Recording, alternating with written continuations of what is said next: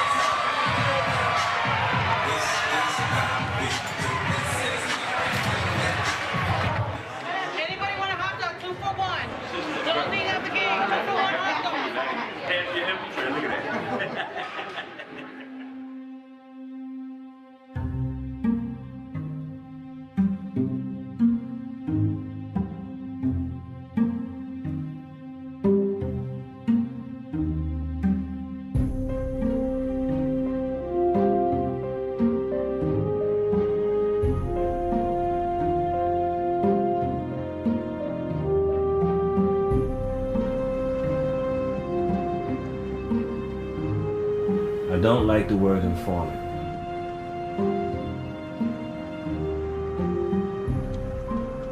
I consider myself as a civilian operative.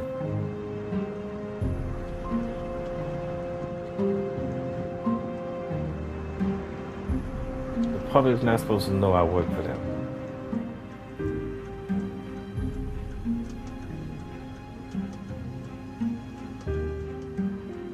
I don't exist, I'm a spook. A ghost.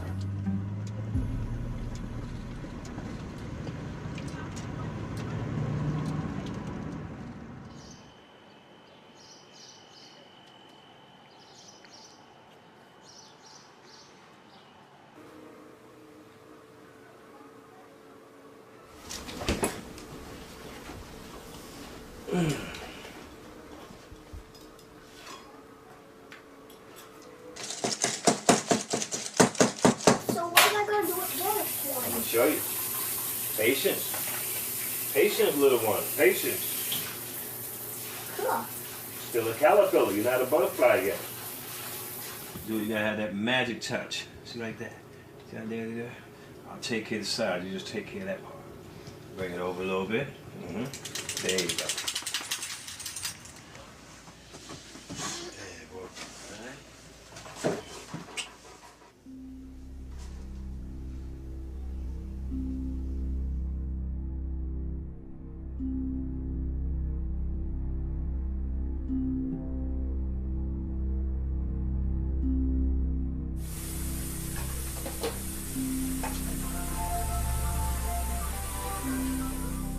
Yeah, what's up, Tar? You know, I got a gut feeling about this, and, you know, exactly. What happened with the FBI? They called me to do an assignment in Pittsburgh. Whatever the case may be, if they want me to do surveillance, I'm gonna do it, you know? I need the money. I need the money.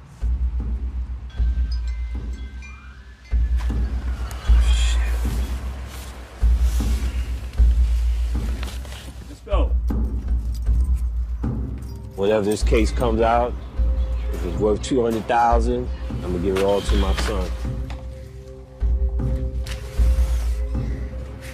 I kind of messed up last time. I mismanaged all my money, at least over $200,000-300,000. So this is my second chance. I'm gonna take advantage of it.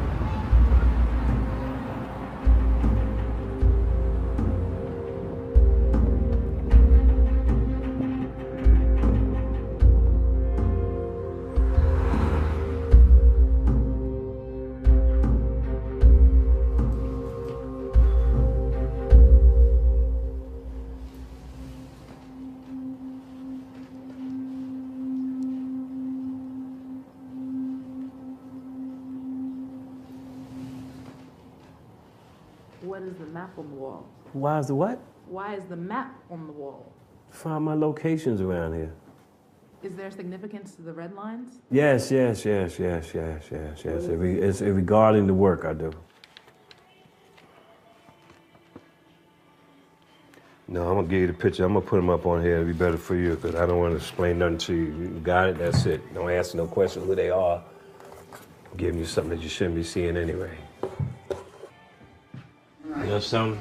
I know you always getting fucking headshots. Didn't you say you wanted to do this project? Yeah, don't you ever give it a break? Now I can see why them fucking celebrities don't like paparazzi. You're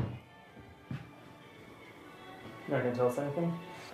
No, I mean these are all targets that's in suspected areas. For some reason they got a big population of Muslims that come from the various countries over there to come to school here. Moroccans, Somalis, Iranians, Saudis. And then they all go back from where they come from. I don't have no feelings for them. You're making Islam look bad. You gotta go.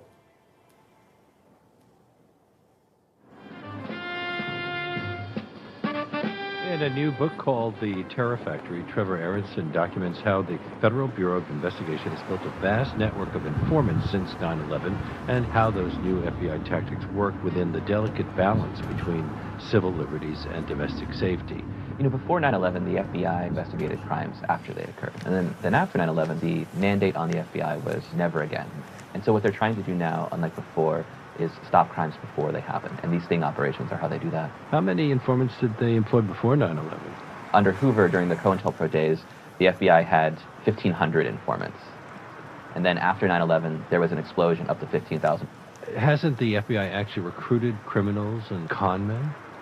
Absolutely. You know, the best informants are kind of the worst people. A federal court judge describes informants to me as sociopaths because they require them to build these very close relationships and then betray them for personal means.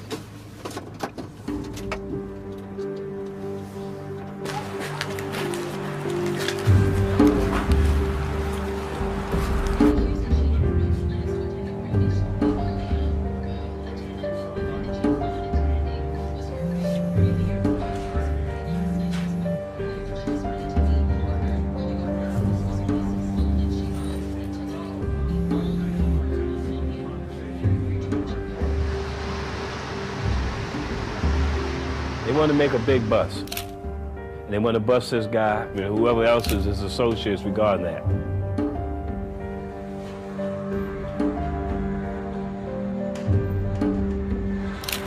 Just gave me his picture and told me, look, this is the POI. What is POI? Person of interest. His name was Khalifa.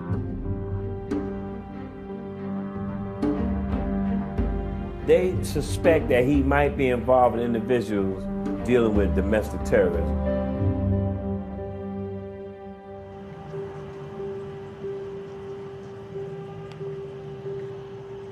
Right now, I would like to make this my last assignment. I want to spend the rest of my little bit of time with my son, not 1,800 something miles away.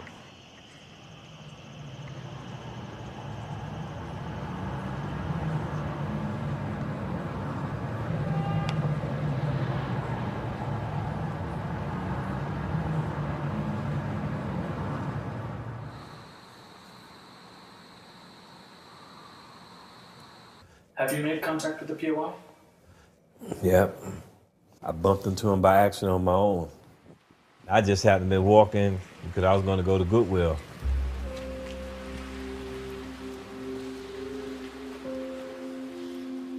Bus stop was right there.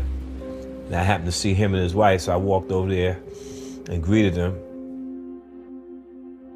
The second time I met him with a brother named Jamil, Afrocentric shop. And at that point, we exchanged numbers. He gave me his card, which contained his email and his website and the things that he do. The Shaban teaching something.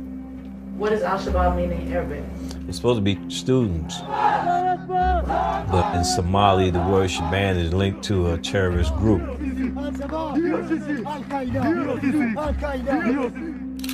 He wasn't Muslim all the time. He was a thug. Always fighting with the police. He did time. Does he think you're new to Pittsburgh? You know I'm new to Pittsburgh. Why does he think you're here? To do work for Red Cross, search and rescue. Do you know how this guy first came to their attention? The way I see him running around here now, it would make any motherfucker suspicious.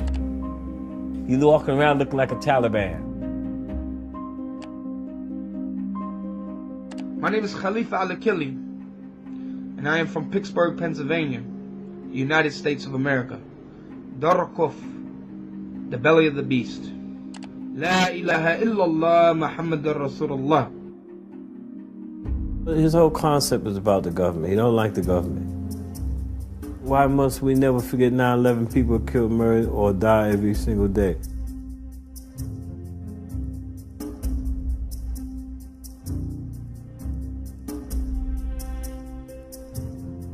So he has a hatred toward the government. He doesn't really go out and speak in public about that. He does it on Facebook.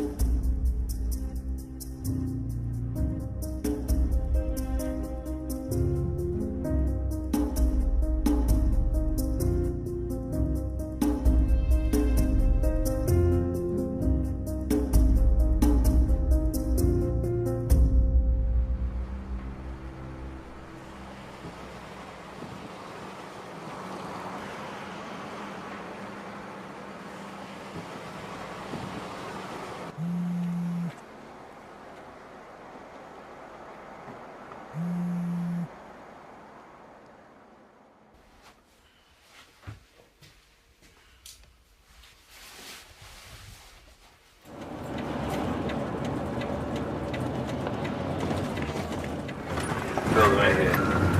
Right here. The target lives right around the corner from you? That's right.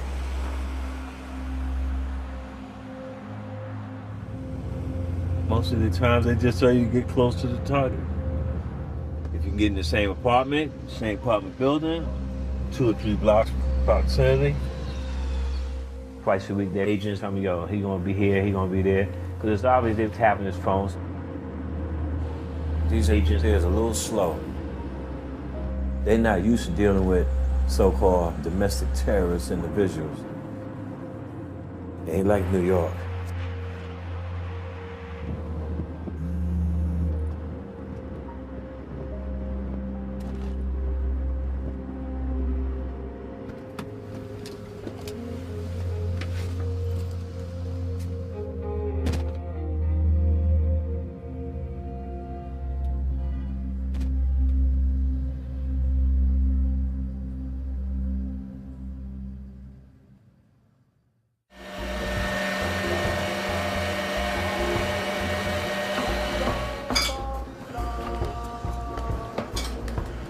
I really want to get into a bakery. That's what I really want to do. I want to specialize in custom cupcakes. Go in with someone who's a master baker. I'll be his apprentice. Sweet cupcakes.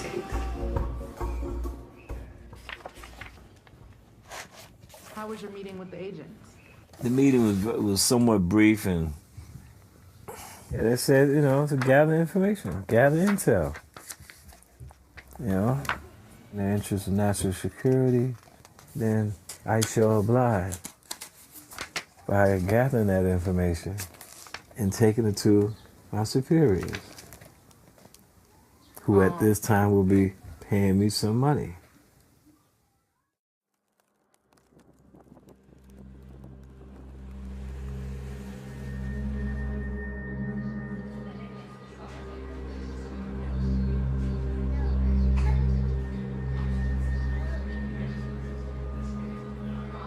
What is the character that you're playing with Khalifa? I'm not playing no character. I'm playing who I am. You know, a Muslim brother who was involved with the Black Panther Party. That image there.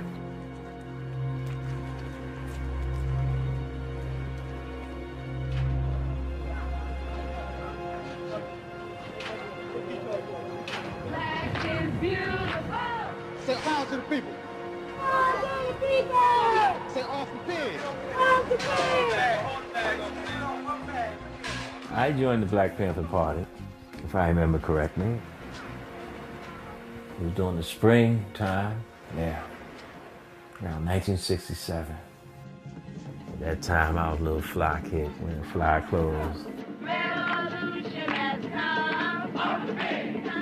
So I'm looking for, you know, like a pack. You always want to look to be a part of a group, a family, or fraternity. We are organizing the community, politically educating them, telling them exactly what is going on, not only here and in America. I was interested in what they were saying. What the government can't supply, that we take upon ourselves to get to the people. We're gonna walk on this racist power structure, and we're gonna say to the whole damn government, stick 'em up, motherfucker. This is a hold-up. We come for what's ours. FBI Director J. Edgar Hoover today asserted that of the black extremist groups, the Black Panthers represent the greatest internal threat to the nation. This memo apparently went out to 37 agents. It ordered them to find informers in the black ghettos. It was a command, not a suggestion. The documents describe things like COINTELPRO, the FBI's program to disrupt political extremists. The FBI had the organization under surveillance. There had been efforts to get people inside our meetings. Were you an informant during the Panther days? No. What did the party say about informants? They kill him.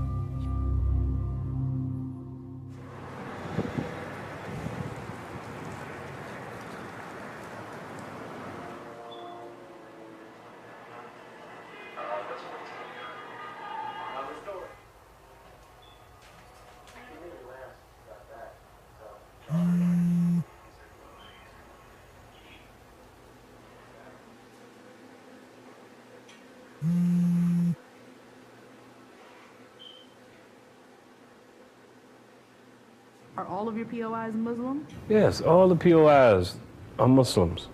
Why do you think that is? I don't know what makes them Muslims. I took my shot in the early 70s.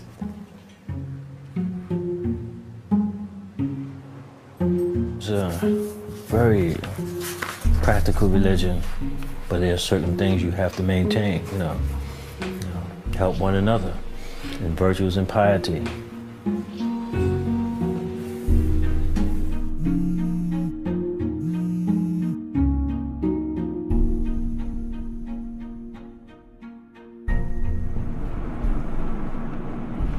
At this point now, I am struggling with my faith, you know what I mean? Not because I don't believe in the Lord.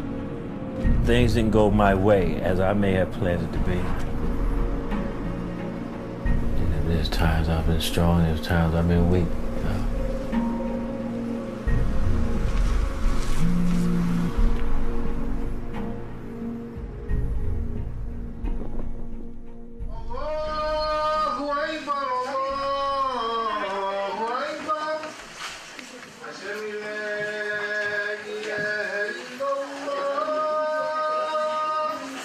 There ain't too many Muslims in this whole area likes this dude. They don't, because he starts trouble. One imam had to call the police on to get him out the fucking mosque, because he kept running off at the mouth. He had nerve to turn around and told the imam, he said, you're gonna remember this.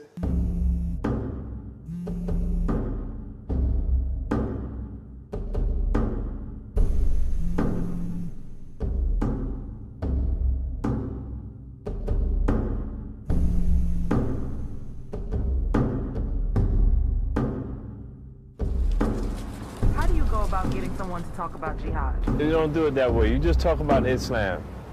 You don't do that on the first day you meet. You don't do it on the first week. It might take you 2 or 3 weeks. You feel the individual. You see if he got grudges. You find out how he became Muslim. Why did he want to become Muslim?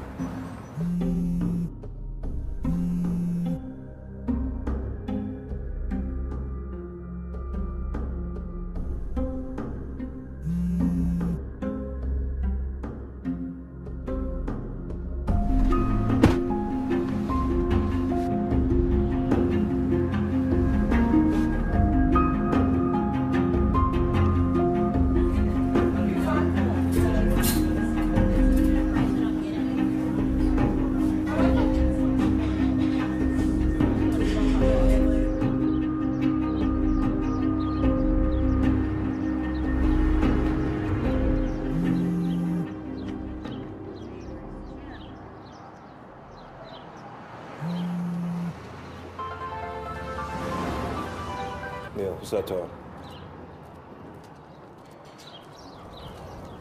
You just don't run into a community and expect to get results within a matter of 4 or 6 months. You know what I'm saying? I don't have bay'at to this masjid, and I don't have bay'at to the imam here either. And most people, you have bay'at to the imam, that way you can move around with them. I don't have it. Even with this kid, I have to wait till he opened up to say something just to find my way to get in there. Exactly. All right, later.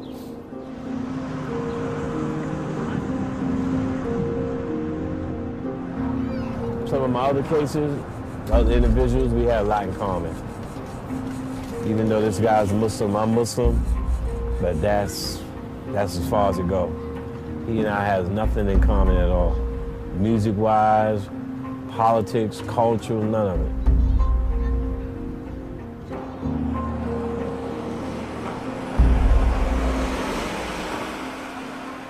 You said that the POI sells books. What kind of books does he sell? He's showing me in his library books on guerrilla warfare and all that. The United States Army Ranger Handbook of dealing with explosives. Revolutionary Islamic literature. How to train jihadists, you know, how to fight. I'm gonna say, you ever been in the war? You ever been in the military? No. Then how the hell do you know anything about guerrilla warfare? Why do you have it there? Just for show? Trying to impress people? So who set up your Facebook account? FBI. Don't fuck with this shit. They the ones who push me to do this. All right, what I do for now? They should have gave you a class. For what class? These fuckers don't know nothing. All they want to do is just trying to make a fucking arrest. Who the hell is this girl, Victoria Carr? She want to be my friend? I may know you from so-and-so. You don't know me. Let me see how much I know you. Oh. She want to be my friend. Ooh. The POI. I just sent him a request because he didn't want to answer it before. How do I go out on this shit?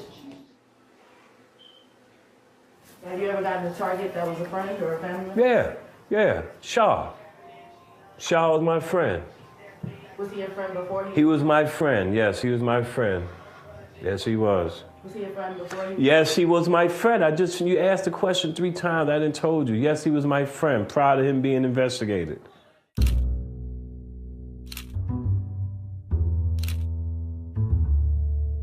In the Shaw case, you're dealing with homegrown African-American Muslims. His father was Captain Joseph Shaw, who was a lieutenant with Malcolm X. A Florida physician and a self-described martial arts expert from New York are under arrest tonight, charged with plotting to train terrorists for Al-Qaeda. The government says it has the pair on audio tape swearing a bayat, or oath of allegiance to Osama bin Laden. The complaint alleges Shaw did most of the talking to a government informant wearing a wire. I try to give him warning, try to tell him certain things and leave things alone. Might have felt that he was untouchable. Prosecutors contend that Shaw told a government informer that his work as a jazz musician was, quote, the greatest cover. Public Shaw!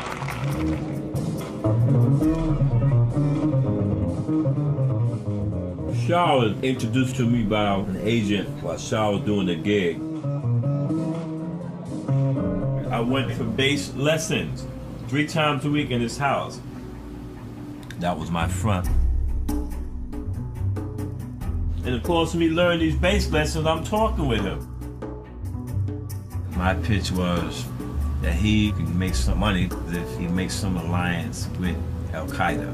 And they're looking for certain individuals such as himself, and they be willing to pay you for your time, you know. So when I fed him that line, that's what he went at.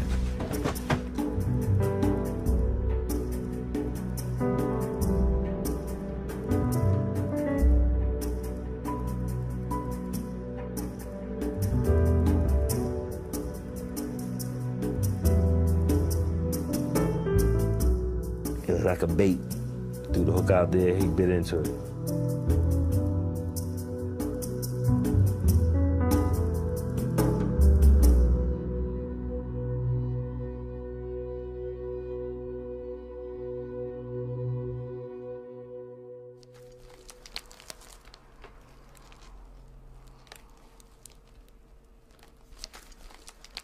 This is Tariq and I at my birthday party. I forget, I was either 50 or 51.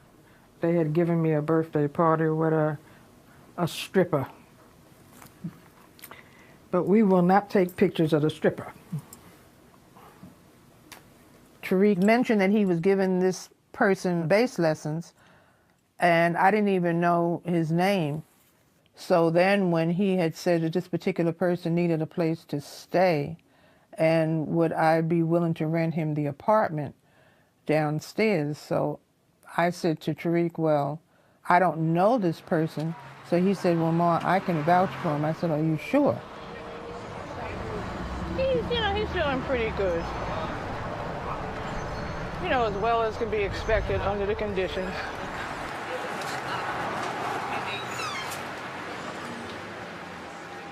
For 10 years, we've been suffering quietly. They send informants into our community, we stay quiet, we stay afraid, and that only makes our job easier. The longer we stay quiet, the more dangerous it is for our children and our future generations. And so this campaign will be mobilizing people in Muslim communities, black communities, immigrant communities, civil rights communities, everybody together to fight the use of these informants and surveillance.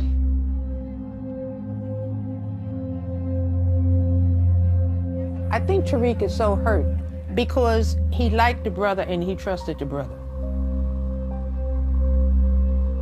Tariq is such a believer in Islam, and I think he feels that Allah will deal with him.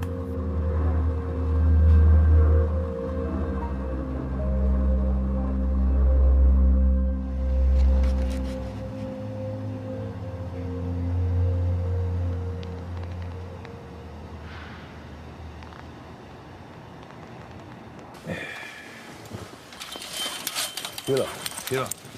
That's right. Come on. You want that snow? You want that snow? Come on, come on, come on. Heel up, heel up, heel, heel. Heel up, heel. Stop it. Don't do that. You make her nervous. She ain't gonna do nothing to you. Hey, yeah, she done tore your coat. You see? Yeah, you don't run after and let her play like that. Cause her teeth are sharp. So you gotta tell your mama, wow. She ain't gonna get mad?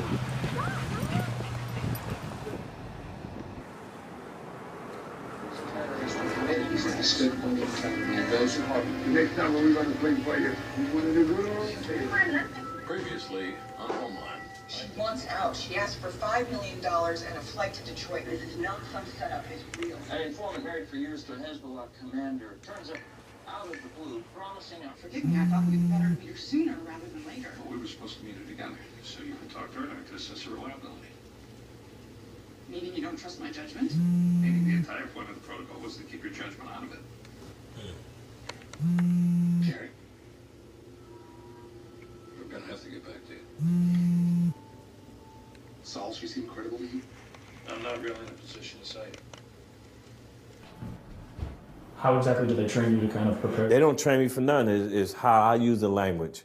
If they train me, I would never get what I want to get because they're strictly textbook. There's a difference between telling somebody and making a suggestion. The entrapment is if I go and tell him, yo, come on, let's go rob a bank. And you know that was not his intention, that was my intention. So I'm entrapping him.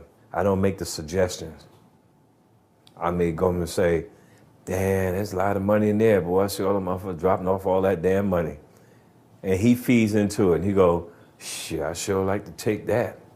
What about your current target? Are your handlers trying to suggest that you... I don't suggest anything. I wait till as we speak and to get to know each other what we speak about. So when he brought up camping, that was my key opening right there. The door opened up for me to make a suggestion now. I said, yeah, that's cool, man. We can all go camping. I said, you know, why don't we just go a little further? We could train, man, like we do in the military. I said, brother, if you wanted to go and fight for the Muslim state, he said, I gotta consult my sheikh. I said, see, that's what's wrong with you, brother. You brothers always talk that jihad stuff, but when somebody give you the opportunity to make a move to fight for the Islam, y'all not gonna fight for the Islam. Y'all talk that talk, but you won't walk the walk.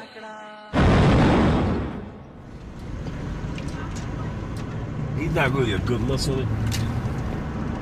We go and get some coffee. That motherfucker stole the coffee grinding machine.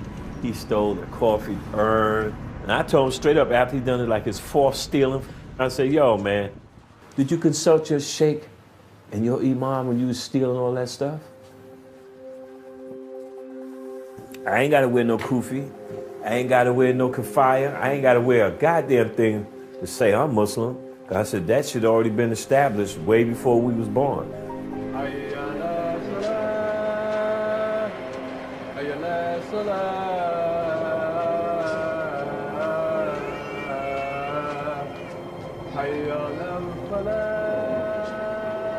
What drew me to the Islam was more that militant aspect.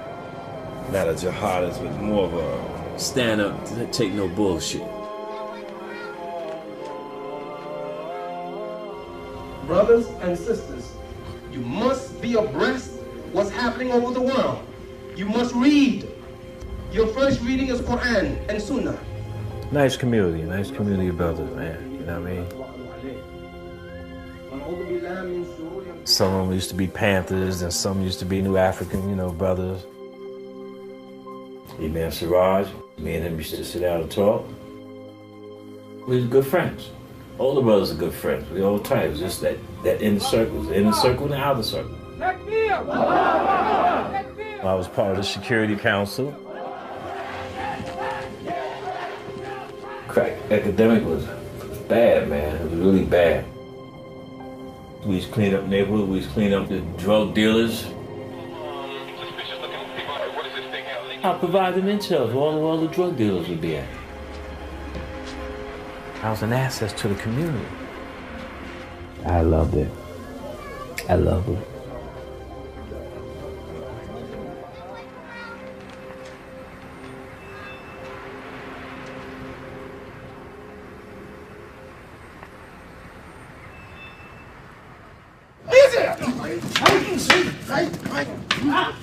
Good. Back. All right, good. That's what I want to see. Keep going. Ready?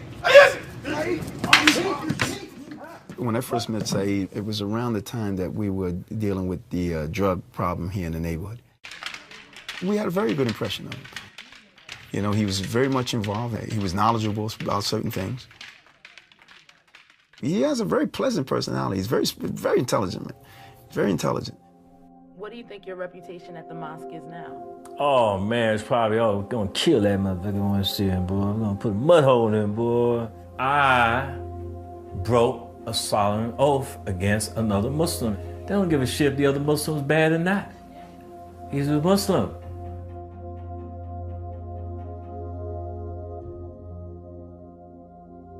Did you know Tariq Shah? Oh, yeah, for sure. Yeah, he was part of this community, too. His family, beautiful brother. At yesterday's arraignment, an upbeat but shackled Shah greeted the packed court gallery of supporters and press with the Arabic greeting, "May peace be upon you." Out of all the cases I worked on, that was the only one who called me to testify. And I worked on more than 8 goddamn cases. A whole bunch of them come out the mosque, who knows me. They couldn't believe it. They said, oh man, not Saeed, no. He's been with us too long. He saw us, but he would not look in our direction. He saw us, And I don't know what's in a man's heart, but how could you not feel guilty? Imam Siraj put a fatwa out on me, okay? And I'm not going into any details with how the words was pronounced, how he put it in there. He put a fatwa out in there. Now, y'all journalists, y'all know what fatwa is. I ain't gonna tell you exactly what words he used, because I don't know exact what words. I'm getting it from people I know, already told me.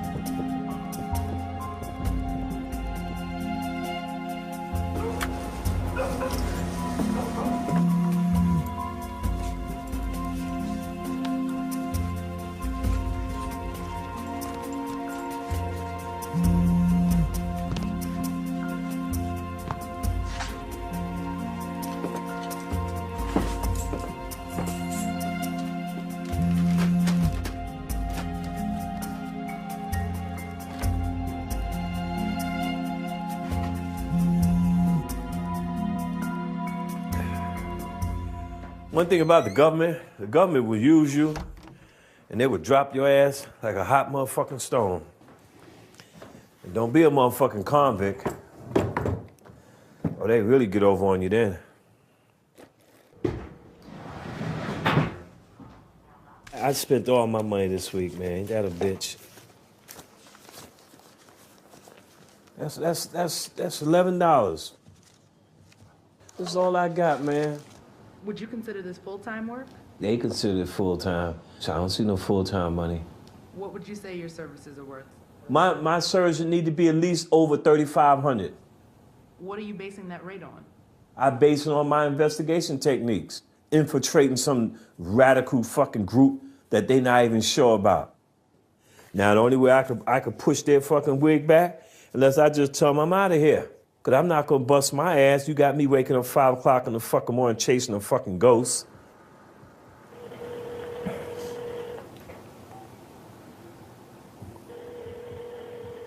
Answer the phone.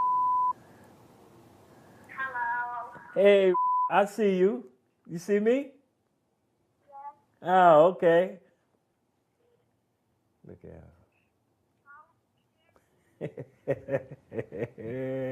Just like his daddy. His teeth fell out? Yes. Oh, it's growing back though, right? Yes. Uh-oh. You okay? I love you. And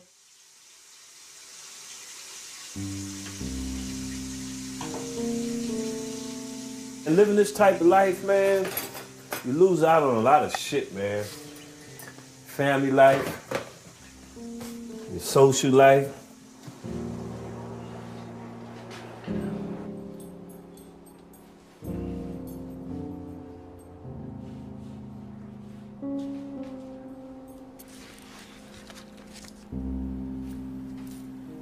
Do you think your present right now is in any way related to your past?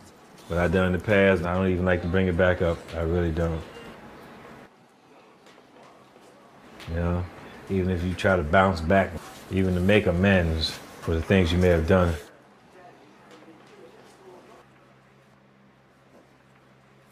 Gotta deal with it, man. Gotta deal with it. Gotta deal with it.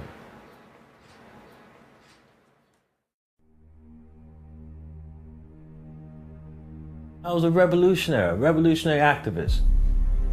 Like Robin Hood.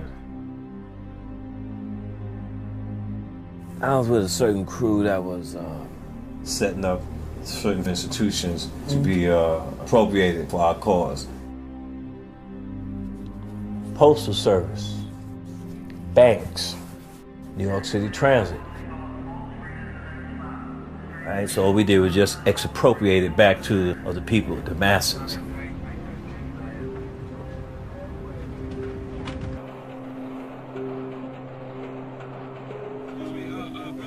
We used to, drop off a few money and stuff at the malls, Wouldn't tell them where we got it from, you know what I mean? I hung out with a lot of transit cops, court officers and all that. I did that for the purpose of them assuming that I was one of them. Then all my shit just crumbled down. I got caught out there and got arrested. Yeah, I was charged with grand larceny, impersonation of New York City transit cop, possession of weapons. When were you first approached by the FBI? Oh, I was approached, man, when I was arrested. So the guy said, okay, we tell you what. Here's our card. You need something, you let us know. Now, you want to make a deal? You facing 20 years right now as it is. And I said, damn, 20 fucking years in the feds. So I said, fuck it. I called him in. I said, yeah, what you want to speak on, man?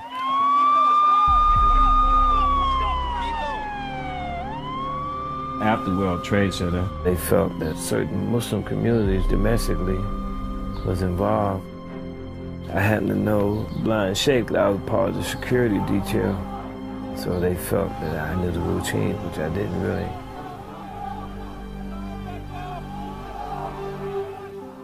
So how often would they come and ask you for intelligence? Oh, it'd be like 3 times a week. So I was their boy all the way until the time I came out.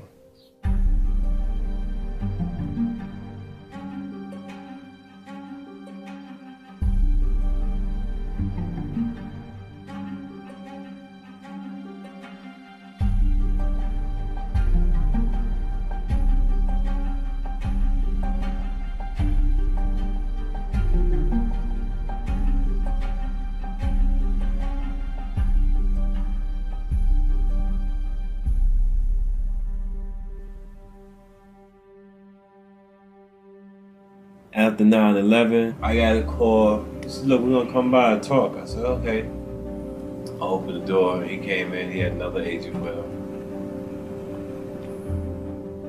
They asked me to come with them full time. This wasn't no recruitment shit, sign up, you know, and say welcome aboard, you know. This is clandestine shit, you know. COVID operation bullshit, you don't exist. You know what I mean?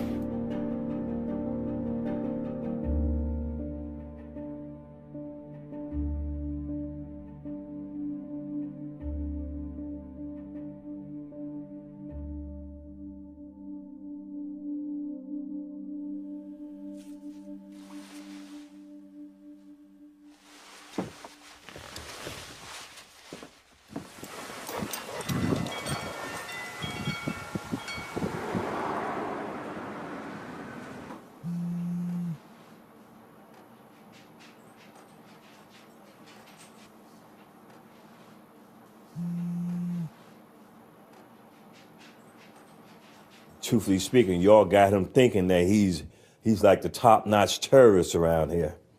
That he just can't be touched. He's untouchable. But in reality, he ain't nothing. He ain't going nowhere. I never been around a target that steals petty. I mean, being Muslim at that, that's not acceptable. I mean, that's petty. Okay, all right, bye. I'm not feeling this, man. This is the first time I ever felt like this. As long as I've been doing this work, I never felt this. So your instinct says this one just isn't right?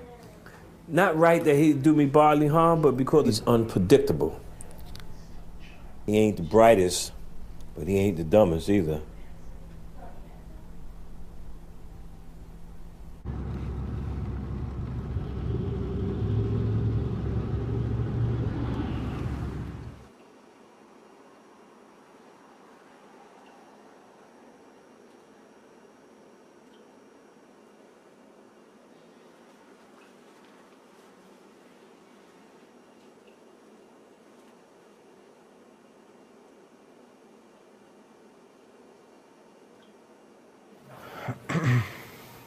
All right, you ready?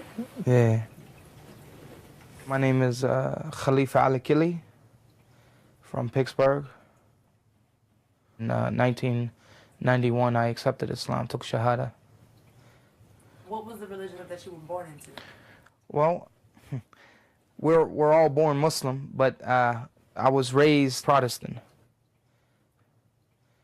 Islam teaches us how to rectify our inner self, which the Prophet Muhammad ﷺ said is the greatest jihad. The word jihad simply means struggle.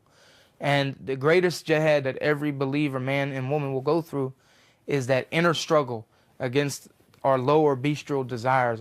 The more things that we do as Muslims, the more of a closer relationship that we can have with our Creator.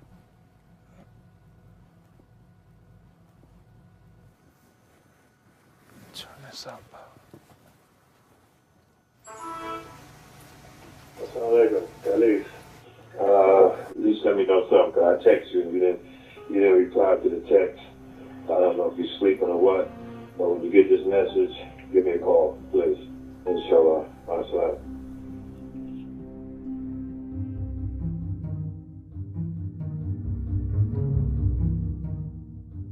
He was always talking about the cause, you know, and you know, some guys pray, other guys fight. ASA, which means Assalamu Alaikum. Brother K, check this movie. It's a series called Homeland about terrorists, right? Which I actually did, and I actually enjoyed it, but yeah. So, but it was like, it was to help him talk about that topic.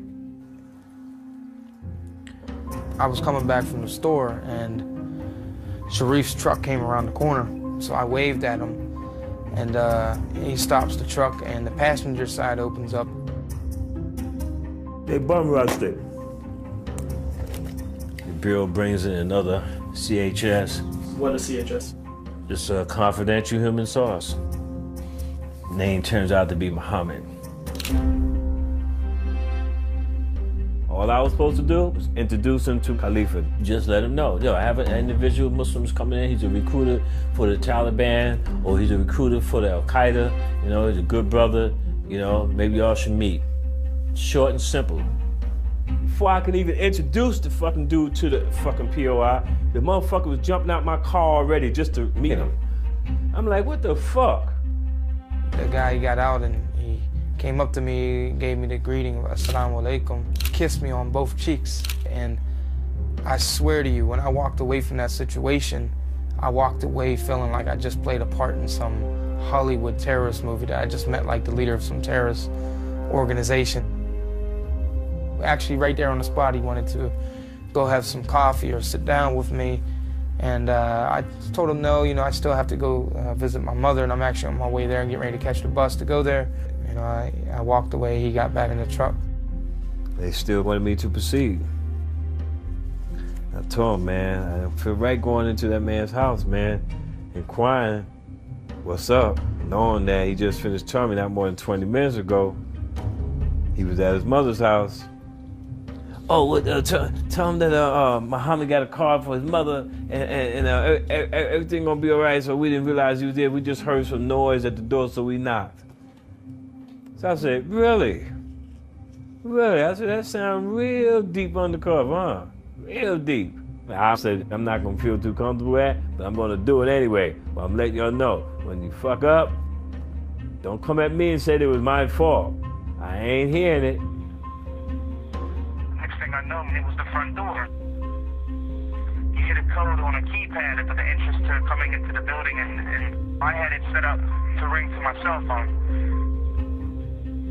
You know, I've never had any visitors just pop up at my apartment, you know, unannounced, so I answered it, and... As a Khalifa, it's me, Sharif. He said, who? It was Sharif. Sharif was saying, oh, I'm here with Muhammad, and we figured that, you know, we'd come and see you and sit down with you and spend some time. And I said, well, I'm not at home. I lied to him and said, I'm not at home. It was so clear that I didn't want to meet these guys. Like, seriously, like, I literally made up excuse after excuse after excuse. The next morning, walked up here to the corner, and that's when, you know, quote unquote, Muhammad came from around the corner. You know, just appeared out of nowhere. You know, he had his hotel downtown Pittsburgh, and yet he was here in Wilkinsburg at 9:30 in the morning without no car, no vehicle. He just so happened to have that card for my mother on him. I reluctantly agreed to go to McDonald's and you know, have some coffee with him.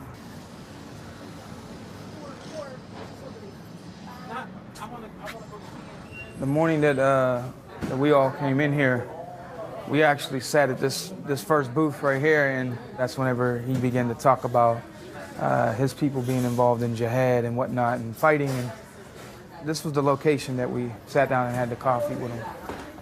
So we exchanged numbers, and actually that morning he drove me home. After that, I didn't hear anything from him.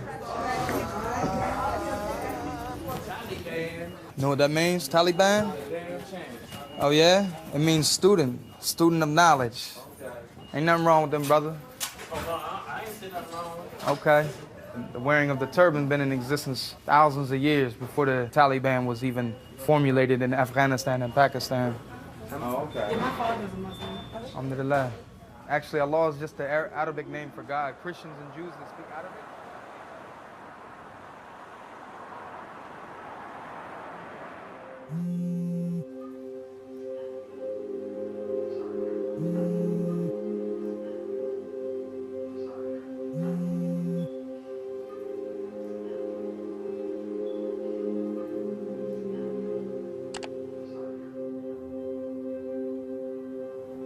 It's like my third time. You can no longer message, you trying to learn more. See, he said, all right, you can no longer. So that means he don't want to correspond with me. See, these motherfuckers, they fucked up. Watch this, and I'm gonna call these motherfuckers and let them know. Yo, Jay, I don't know what's going on. He didn't block me from the knife. He knew that was me. All right. Okay. All right, later. You know, then they fucked up that. I'm not even gonna deal with that. Let them deal with the headaches.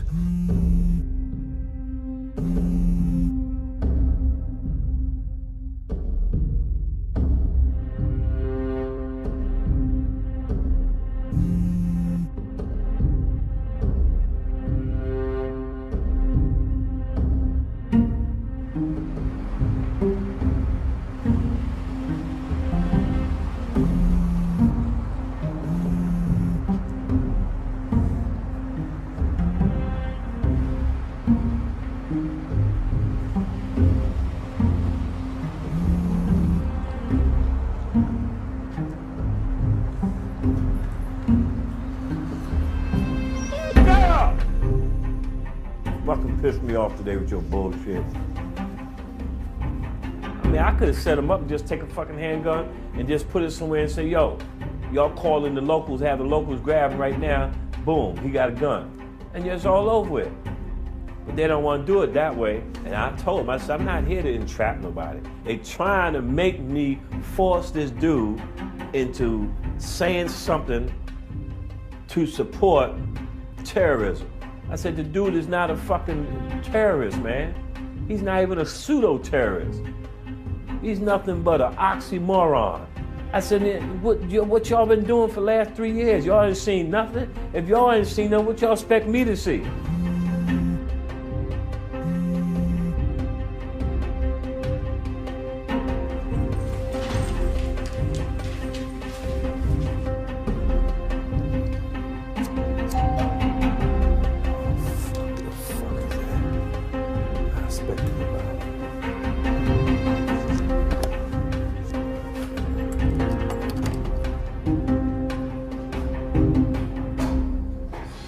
Y'all rung my bell?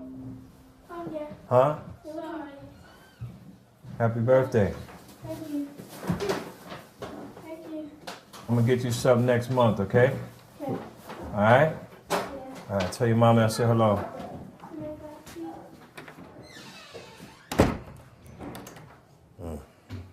Nobody rings my bell. I don't expect you. I know I don't expect too many people. I don't have company here. When that bell ring, I'm on my P's and Q's. And believe it or not, if I think you're a threat to me, I will liquidate you with extreme prejudice.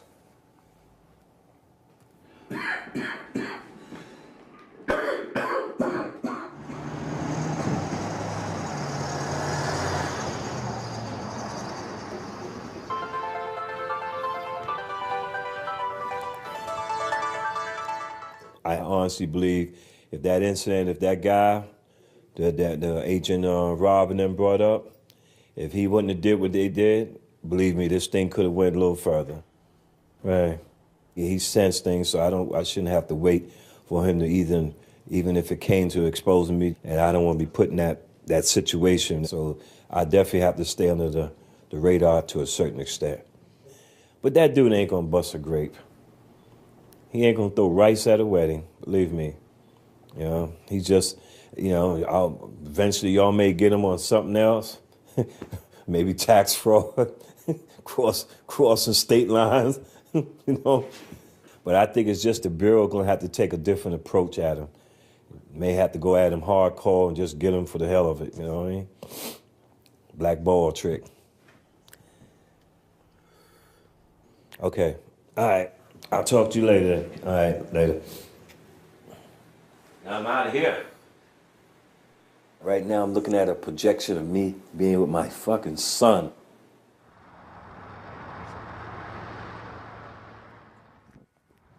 Sharif left me alone in his truck. And when he did that, there was a letter sitting on the dashboard from the welfare office. So I picked it up and I snapped a picture of it because I knew he was FBI. Wanted to know who this guy was. And his real name is Saeed S. Torres.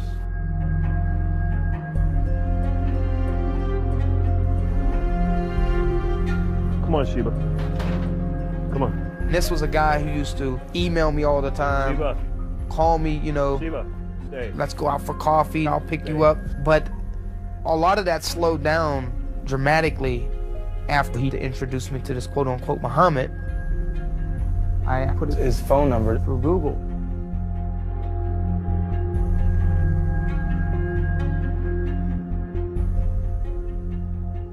Everyone should be rewarded for the things they do. That's him. Either by Allah or by the organization that does these things.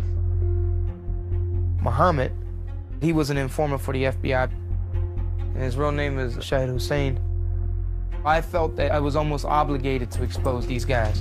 Sheila, go, please. I sent out an email very blatantly, the subject, FBI informants. There's hundreds of people on this email list. I told anybody, if anybody wants to question me about this, they can do so. Sharif, he's gone. He's moved out completely, like out of the clear blue.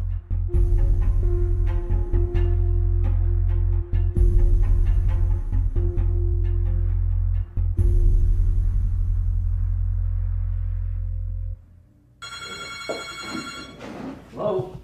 Yes, Khalifa, how are you? This is Steve Downs. Good, I'm very good, and I just want to make sure you understand that some people may be listening in on this line of FBI. Okay. So anyway, I just wanted to go over your statement. You first met Sharif in September, October of 2011? Mm-hmm. Khalifa found out about our group, Project Salam, on the internet and sent us this email. What really was striking about this email was that it was so detailed and so specific, and that through a series of Googles on telephones and stuff, he had so cleverly caught the FBI trying to catch him. I've never seen a case quite like that. Mm-hmm. Mm-hmm.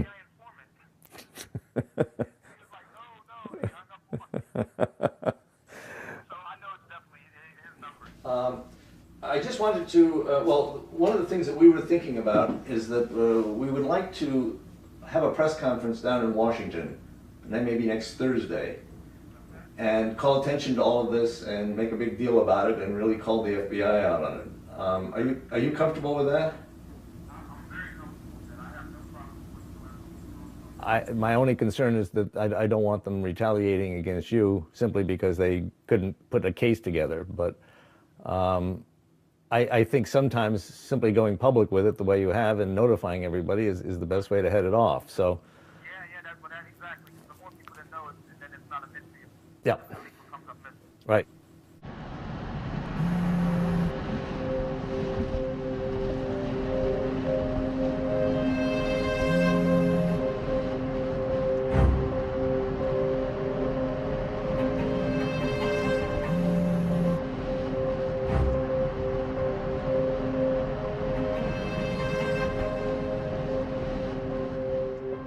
Y'all exposed me. Y'all put me on the goddamn line and left me out there hanging dry. Initially, when I did this contract with y'all, if I didn't feel right about something, I wouldn't go through it. But yet y'all forcing my hand to go through it. You exposed me one time already, and I lost all my friends out of New York. I lost everybody I grew up with and everything because of your bullshit. First saved message. Received March 9th at 4:50 p.m. Hey, Jay, once you send that last text, and we want you to go like this. Hey, Khalifa, I don't know who you've been talking to or exactly what you've been saying about me, but got around, and people came to my work today and talked to me. Don't say feds, don't say police, don't say authority, just say, and people came to my work today and talked to me, and I can't have that. Then it's something like, inshallah, I'll see you around, and change your number. That's what we want. All right, man? Call me if you got any questions. But you see what I'm saying? I'm heading home. And you see what they still asking me? Go to the fucking limbs. Let my fucking bones cribble.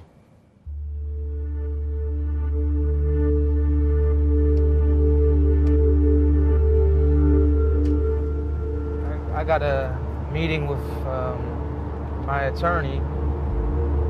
Well, I'm hoping that today the lawyer will be able to assist me in giving me some advice on what I need to do to protect myself and to protect my family in the case that something was to happen to me, that I was to be snatched off the street.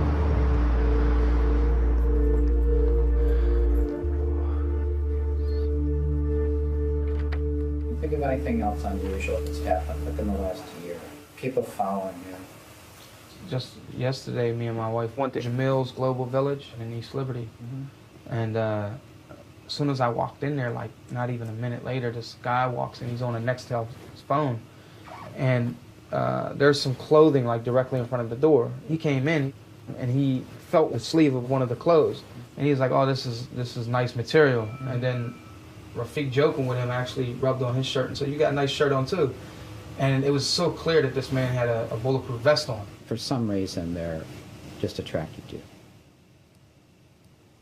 I don't think anything's going to happen for a while. Based on what you told me, it would be hard for them to indict you right now, based on what we think they know. But they might try.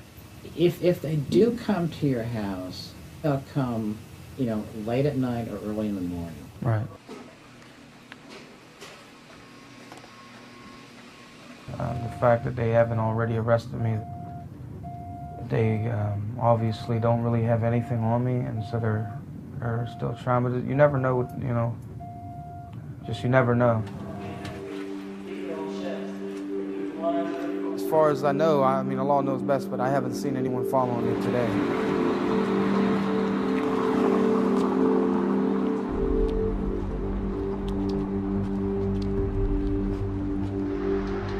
Why do we have to live in fear? Why does my family have to live in fear every day now? Whenever I walk out, my wife's wondering, you know, is her husband gonna return? You know, I have a 9-month-old baby, and my wife now, like, she don't have no family in this country at all.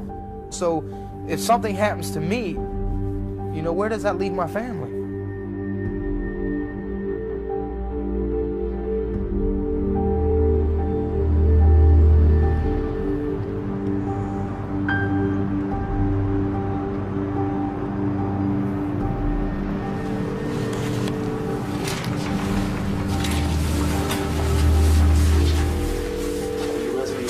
No. Okay, then you can talk to the authorities that control the building here, okay? Okay, thank you.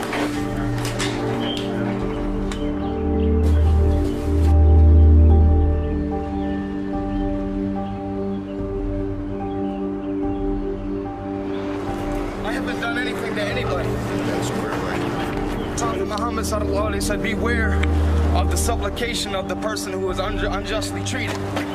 This is wrong. I haven't done anything to anyone. Can you please try to get a hold of someone to help my wife, please? Please, man.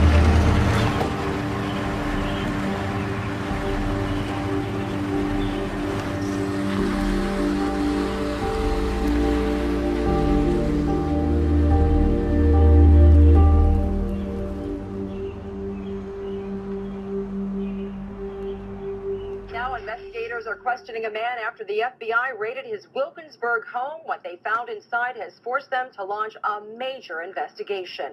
He told friends he wanted to join the Taliban and die like a martyr, but he ran from the FBI. The Pittsburgh FBI SWAT team, though, took him down moments later in front of his Wilkinsburg apartment. And now the feds tonight are looking to see just what level of anti-American he might be.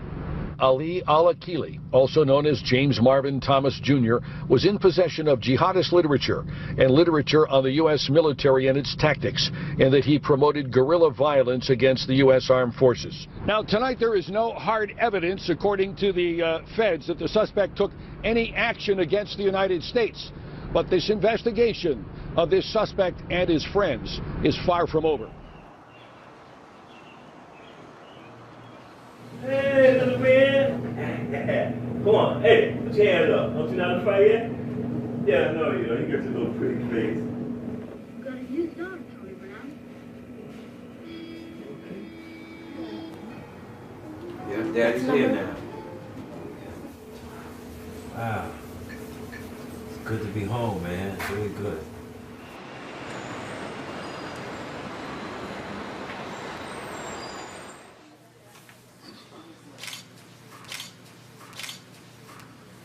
Project Salam received this email from Khalifa in which he identified two informers, Shahid Hussein and Said Torres. We decided to hold a press conference. On Thursday, the day before, the FBI arrested him. And what did they arrest him on? On a gun charge. The gun charge was apparently based on the fact that he had gone to a public shooting range and made a video of it, which he posted on his Facebook. And it has been on his page for at least 6 months. And why time it to be exactly the day that he says, I'm going to go to a press conference and I'm going to explain that I don't want to be involved in any terrorism act, and I wish the FBI would stop trying to press me into it. If the mosque comes to the FBI and says we suspect this person, is the FBI under any obligation to say, yeah, that's an informant? Just on the narrow legal question, the Bureau has no legal requirement to tell either the targets of investigations or anyone related to them about informants. What's interesting here, it's also never told Congress about the standards under which it actually sends people to do this work, which has really impeded any opportunity for oversight. The FBI routinely uses informants to contrive cases and criminalize First Amendment protected activity, and this is the same pattern that emerges in case after case after case.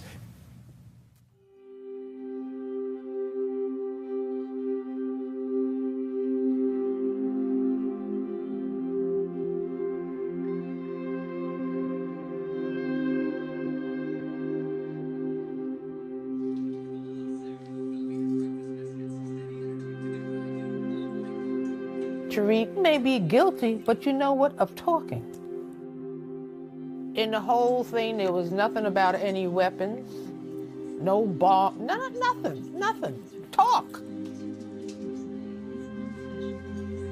You want to wear those sneakers or your other sneakers? You want to wear those? This was all because of his child support payment. They had Tariq owing $70,000 or $80,000. They knew that he was struggling. Who were they? Saeed knew that he was struggling with his payments. I'm still making child support payment for him. And he's in prison.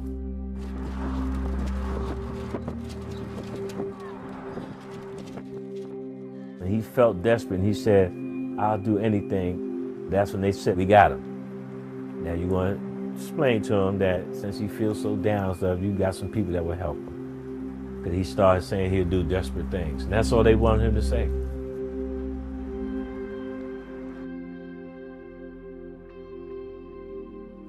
If you knew how everything would have turned out, both for you and for Tariq, would you have done anything differently? No.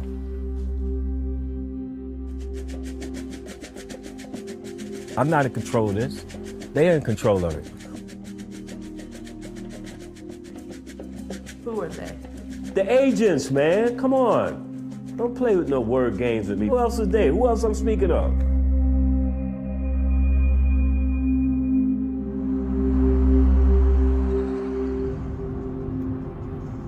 This is not something new that is happening.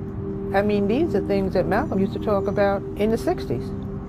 He used to just always say, be very careful of who you're speaking to, because I know that there are FBI informants that are Muslims.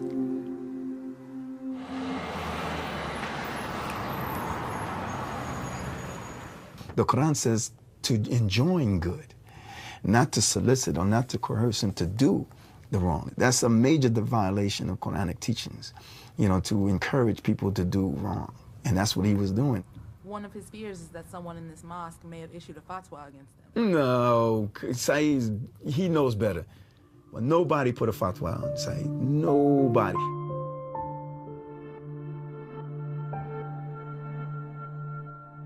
I seen him personally at one of the African street festivals. I just stayed away from him.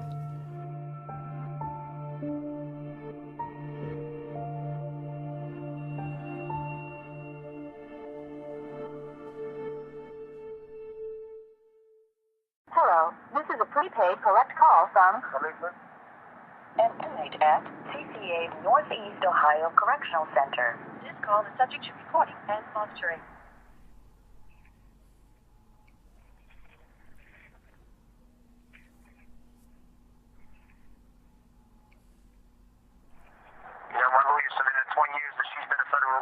never seen a possession case like this. Anybody being put in prison based off of pictures of them being at a gun range.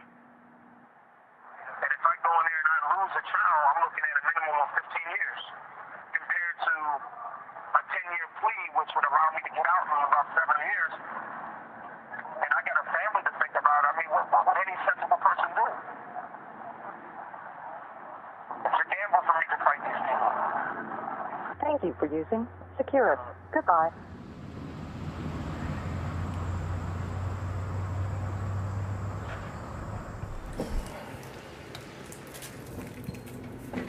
I've been unemployed, you know, been kind of rough. The local jobs here, for some reason, seem like they just want their own kind. I don't see too many Irish bars hiring any black cooks, you know.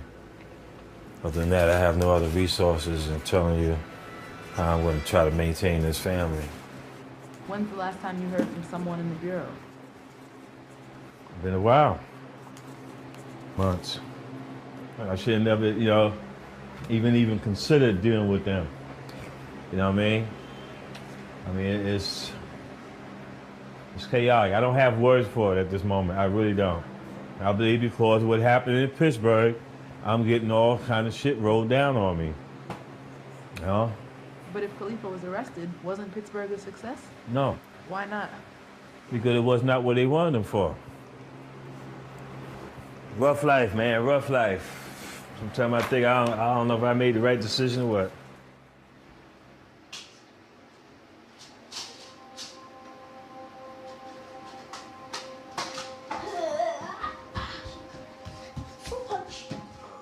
I guess I should really, really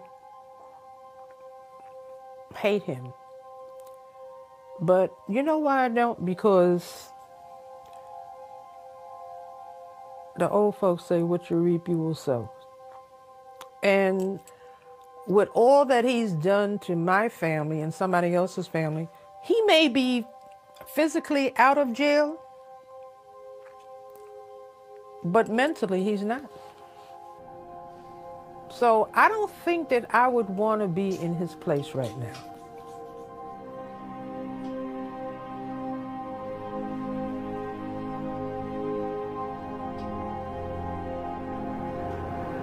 I gotta get my shit together, man. I've been so fucking depressed, man. Never been this way before.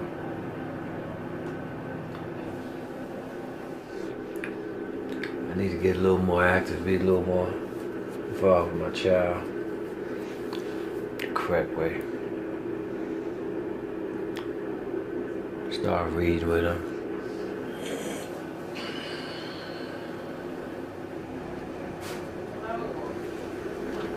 Give it 6 minutes. Smoke a joint, man.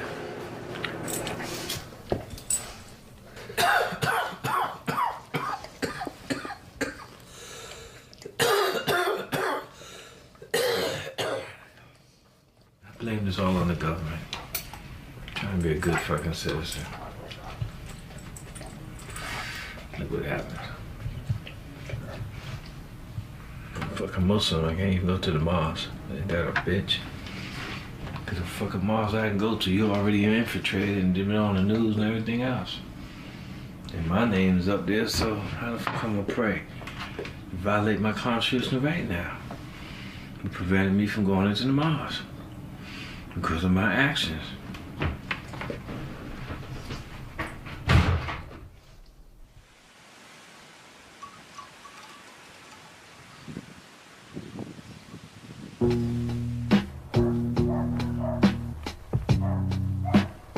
I used to work out in the New York office.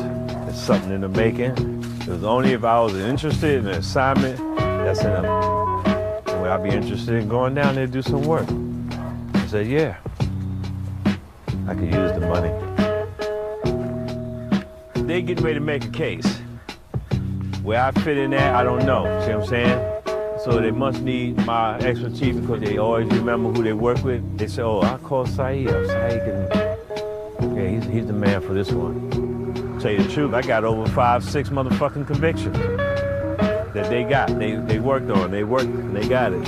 That's just another episode you have to wait for. That's another part of the story, see what I'm saying? Real juicy part. So this story is never ending.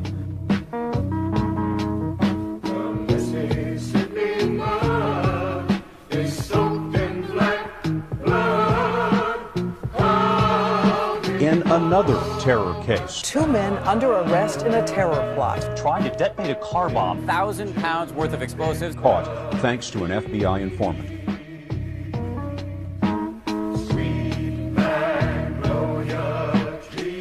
The plot was uncovered by an informant. Confidential informant that was involved. But the bomb was fake.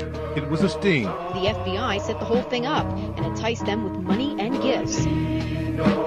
Something is wrong. The Mississippi mud is soaked in black blood. How many more must die? My heart is singing a sad song, 'cause so many brothers are gone. It's happened many times before. Lord, Lord, how many more? The Mississippi mud. More Storyville is available for you to catch up with online, including the latest new episode, Cartel Land, available now on BBC iPlayer.